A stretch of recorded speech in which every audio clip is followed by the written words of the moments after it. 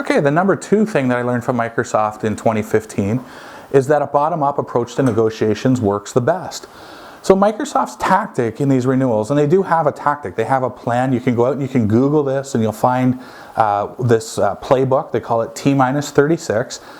You'll find the T-36 playbook. If you Google Microsoft T-36 playbook, it's out there in the public domain.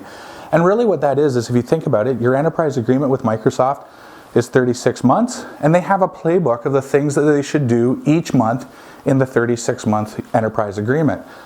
A lot of that becomes very heavy in the last 9 to 12 months in terms of activities around the renewal of the enterprise agreement, but their approach is really to come at you as an organization from a top-down approach. And so here's what I mean by that.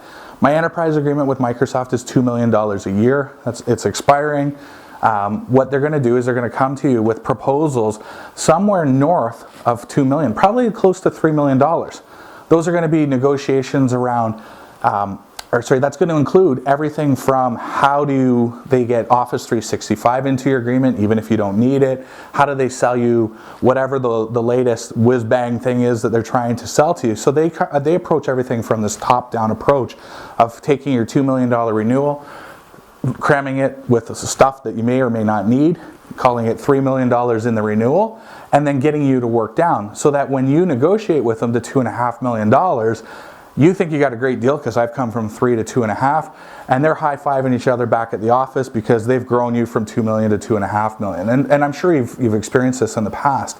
So if we go back to that number one observation around knowing, understanding what you need, if you think about it, once we know what we need, we can actually go to Microsoft in this place or in this scenario and say, I don't actually need $2 million worth of stuff, Microsoft. I only need $1 million. Here's what I need. And make Microsoft work you up in the negotiations. So instead of you coming down from 3 million, they're going to work you up from 1 million. So you may be able to get everything that's included in that 2 million for 1.5, 1.6, and you're going to get some very substantial savings. So you'll notice in this approach, really what we're doing is we're talking about a tactic on how to negotiate with Microsoft. What you need to be able to do is when you're doing a bottom-up approach, and this is why doing your homework is very important, is that you need to make sure that when you say something to Microsoft, like, I don't need to renew Office, that you've thought through all of the rebuttals that they're going to bring back to you.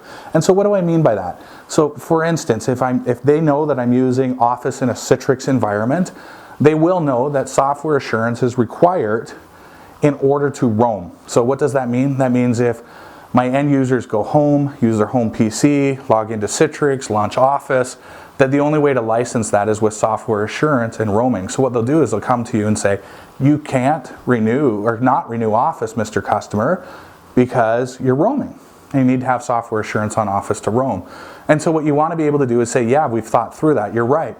But only 10% of our users or 20% of our users roam. So we don't need 100% coverage of software assurance. We only need 20%.